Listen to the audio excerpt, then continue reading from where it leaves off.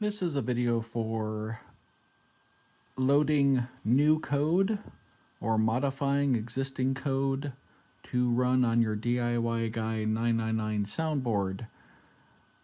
There was a previous video to this for setting up your computer to do this modification. If you haven't seen that, or if your computer's not set up to modify the code, or you don't know, you should definitely look at that video first. This is part 2.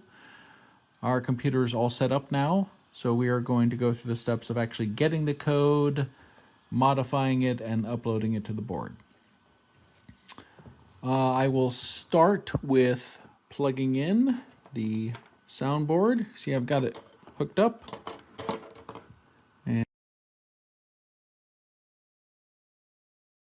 And we know it's all set because in the last video we set up so that our computer knows that it's there. So first thing is, let's go get the code. So on your computer, open up your browser.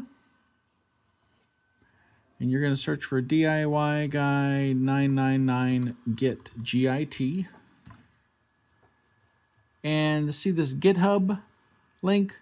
Click that. First one you see. Now he has several different code repositories, and this is for his web flasher. We don't actually want that, but we do want this, the DIY Guy 999. We want to click that to see all of his repositories, in case you didn't know that's what that's for. This is the one we want right here, RC Engine Sound ESP32. So click on that. All right. And then if you scroll down on the right here, you see releases, and this says latest. So we're going to click on that. And here shows what happens in this latest release. This latest was August 24th, 2024. If you are familiar with Git and comfortable using it, you can just simply check out his repository as it is, and that will possibly get you a newer version, but it may not be a released version. But if you're familiar with Git, go ahead and just check out the repository. But I'm assuming you're not familiar with Git, so we're going to simply do it this way. You want this source code.zip. Okay, and once it's done, click that for the folder. And this is it right here.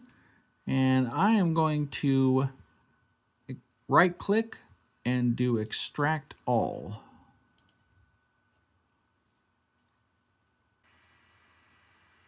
Okay, and once it's done extracting, it will open up a directory containing what it is you extracted. Now this, because I downloaded, it's under downloads, and it's under this RC Engine Sound directory, and within that is another directory named the same thing. And that's all kind of confusing, and I don't want to leave stuff in downloads because that can occasionally get wiped out. So I'm going to take this directory, I'm going to right-click, copy, and I'm going to go to my desktop. You can go anywhere you want on your computer as long as you know where it is. But I'm going to go to the desktop. I'm going to right-click and paste.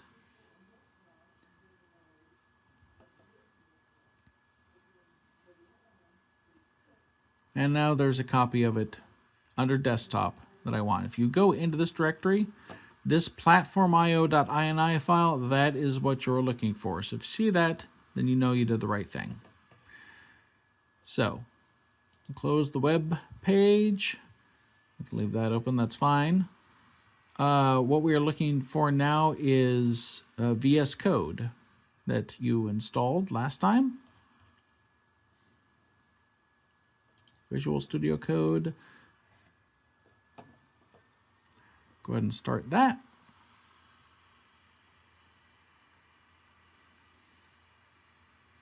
Okay. Now when you get here, you can close the welcomes. They don't matter. What you're looking for is over here. This is the platform IO that we installed in the last video. And we click on that, we get to project tasks and pick a folder. We're looking for the folder that contains that platformio.ini file. So we pick a folder. We go to the desktop, RC Engine Sound, and this was the folder. The file doesn't show here now, but this is the folder that it was in. So we select that folder. And we know that it's right because that shows up. We're going to say trust the authors of all the files because they're really good guys. And here's what we're looking for: data, documentation, hardware, source. Excellent. Now we're going to give it a little bit of time. You see initializing. It automatically installs some things, such as this that comes up, because it opened this project. And that's a good thing. That's a good thing that it does that. That's why we're using VS Code instead of, say, Arduino IDE. Which you can use for this because we are programming in ESP32, but using Platform IO in VS Code takes care of a lot of the little details. And I found it personally too much trouble to try to do it outside of VS Code. So we're going to wait for this to finish, this down here, before we do anything else.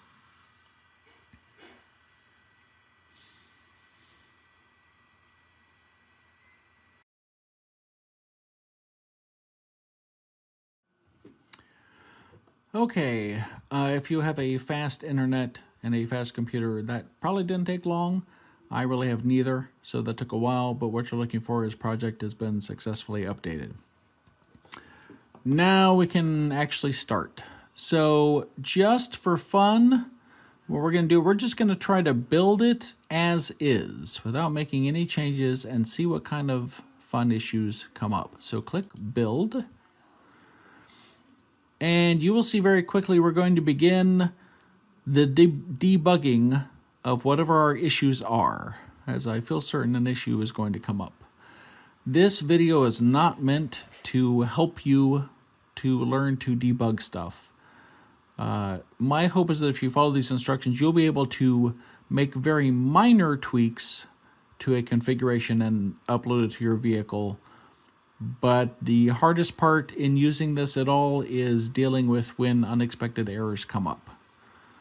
So if those come up, that's where you debug and try to figure it out, but that can be frustrating if you're not used to it.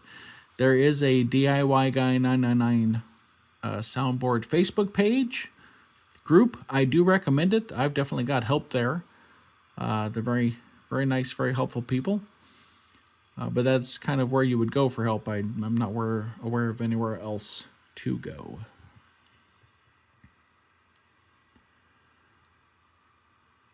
So we just let this keep scrolling, and it will either tell us success or failure.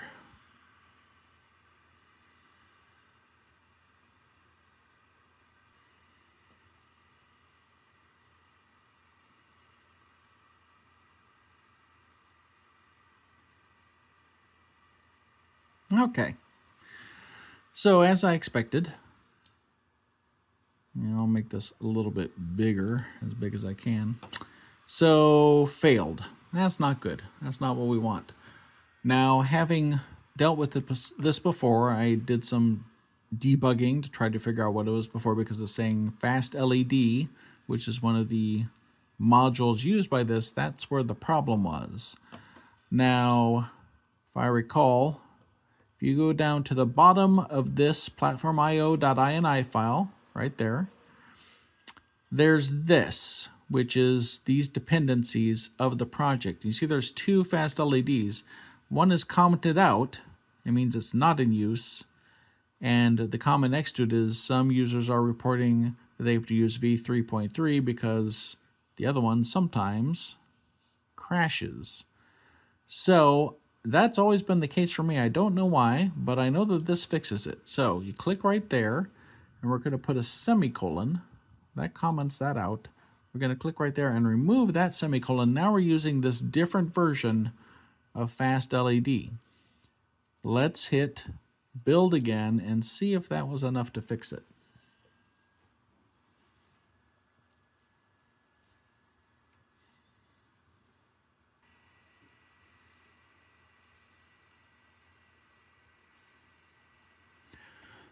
Okay, once again it's failed, and I've seen this one as well.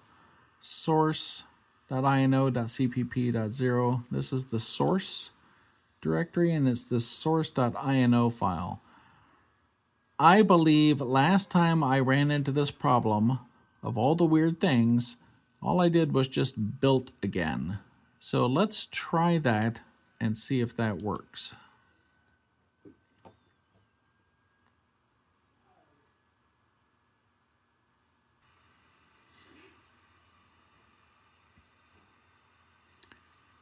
Well, look at that. Congratulations, you're a hacker now. Success. That's all that it took. So that's just an example of some of the work and guesswork and researching and all that that will go into making major modifications of this. But if you've gotten this far, you should be good to make minor modifications, and that's kind of all we're hoping for. So I've got my front loader here. Soundboard's not actually hooked into it, but you get the idea. So let's just do a very simple thing. First of all, we're going to build and install the Volvo L120 loader code into this vehicle, because if you go to the DIY Guy 999 web flasher page, that's what you would download to use, even though, yes, it's a cat I have, not a Volvo. But let's start with that. Let's see if we can even do that. So the way we're going to do that is we're going to go over to source, and we're looking for vehicle, because that tells the board what vehicle to install. So these are all the vehicles that can be installed. Now, if you've downloaded the code like I showed you, as it turns out, vehicles Volvo L120H, that's actually already the one. You see, you notice how it's not green?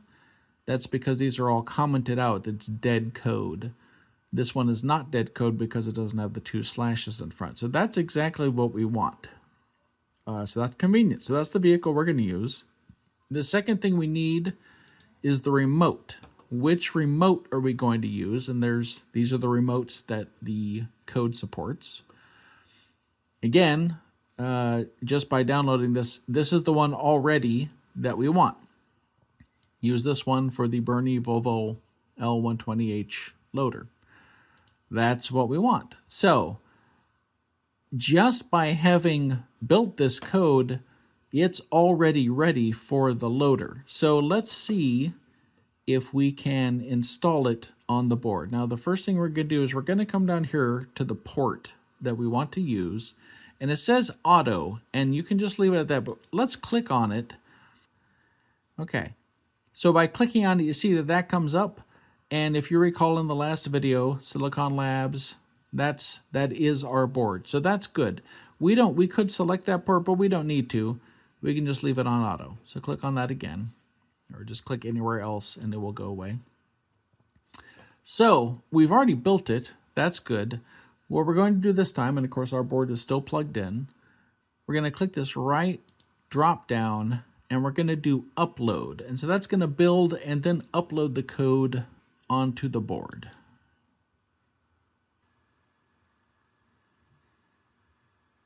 And that's it uploading right there.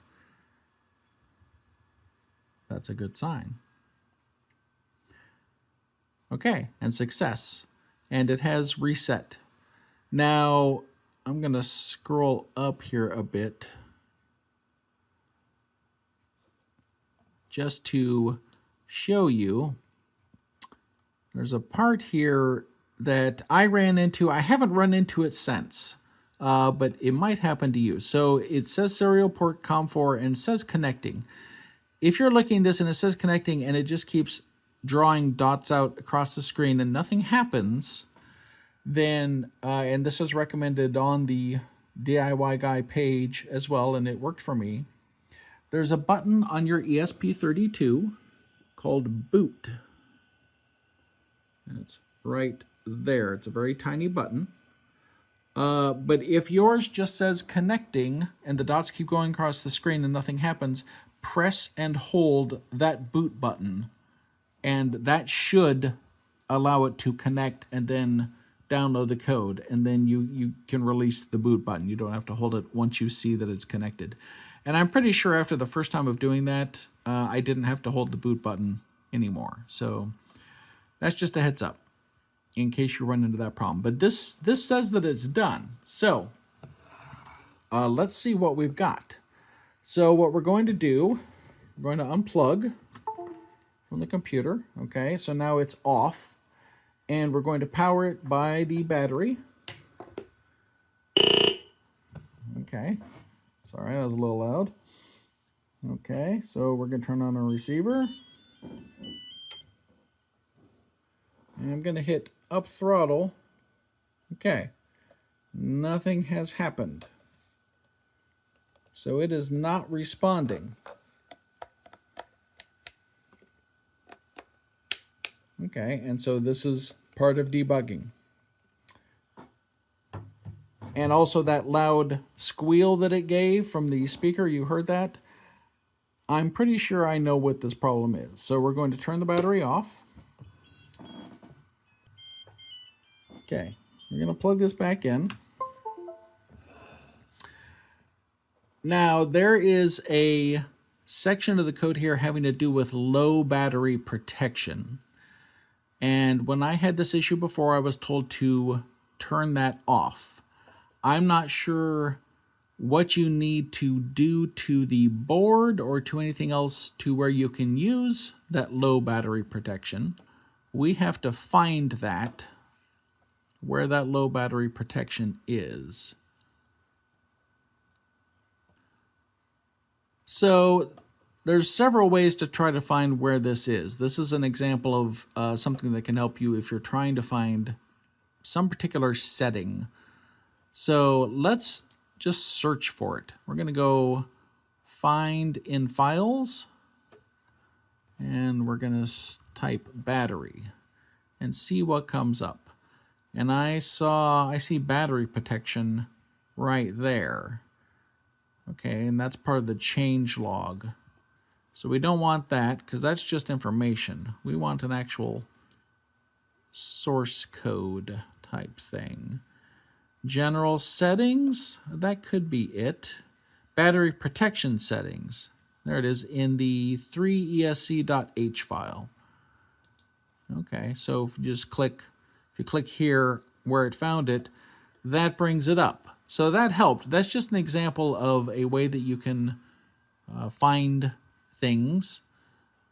Okay, we're going to go back to the Explorer. And that shows you where that file is now that we're in it. So it was under esc.h. So battery protection, battery low discharge protection, only for boards with voltage divider resistors. So I don't think these boards have them. I don't know why. I built them. Perhaps that's a feature that's been discontinued. I don't know why, but apparently it doesn't. So let's try. This will disable the ESC output if the battery cutout voltage is reached. 2 flashes equals battery error. So if you look on the board, notice the blue. See the 2 flashes? So that is exactly what it is, even though I know the battery's actually fine. So what we're going to do, we're going to comment out this pound define battery protection. We put 2 slashes in front, and now we shouldn't have battery protection. So once we've made that change, we're going to go here again to upload, and let's see what happens.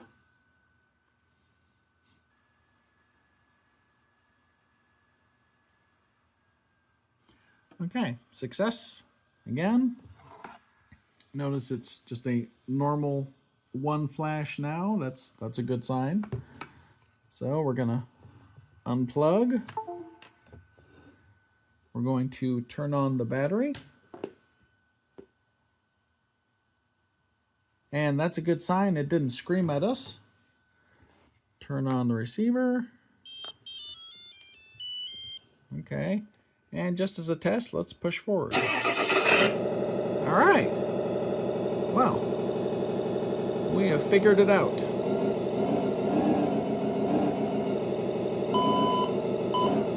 Okay. So I want to show you just making a simple change to this particular vehicle. So,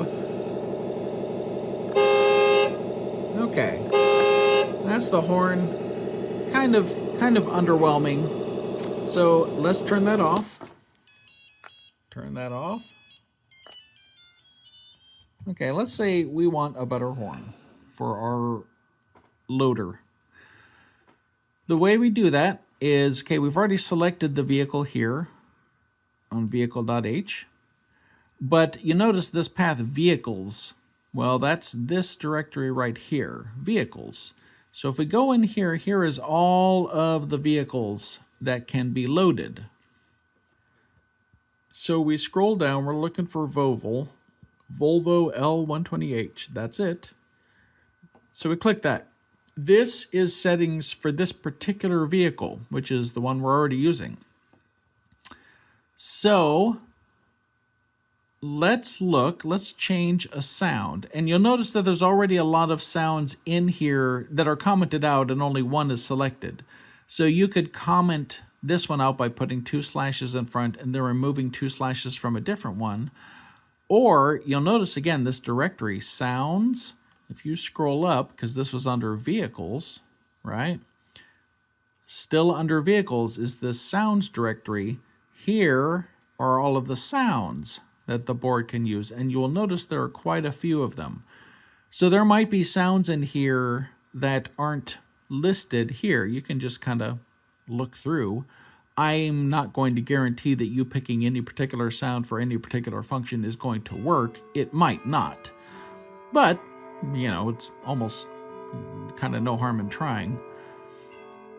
But let's change that horn, because that was pretty pathetic. So we're scrolling down again. This is vehicle settings for the loader.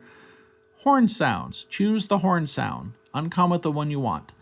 So again, these are a sample. There might be more horns in here, or these could be the only horns that actually work for the loader based on how the code itself works. I don't know. But again, you're free to experiment, because worst case, you just set it back the way it was. So, okay, sounds car horn. Yeah, that did sound like a boring car horn. I agree. So we're going to comment that out, and let's go two-tone truck horn. That sounds pretty cool. So we uncomment that. We plug our board back in. And then again, we click upload. And remember, upload, the first thing it does is it builds the code again. So we could click build, but every time we click upload, it builds anyway, and then it uploads it. So we're just going to have it build and upload all at once. There are resources on his website for uploading new sounds. So if you want a different horn sound, if you want a different idling or engine sound, and you can source that sound in some way, then there are instructions for converting it into something that this soundboard can use. So again, the capabilities here are pretty wide open if you're able to figure out this interface. So success, that's good. Going to unplug. Okay, we're going to turn on the battery. All right, let's start it up. Okay, let's see what the horn sounds like. Oh my goodness. Yeah, that's a little more significant. Yeah, that's no simple boring car horn.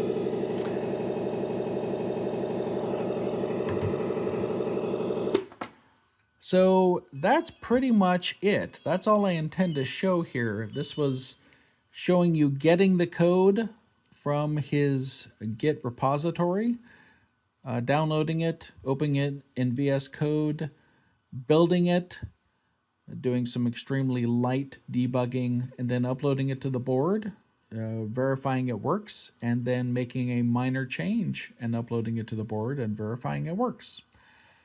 Again, don't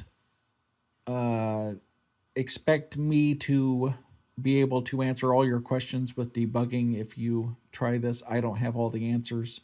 Again, I recommend the Facebook group. There are a lot more smarter people there, and I'm a part of that Facebook group too, and I'd be happy to answer if it's something I'm aware of.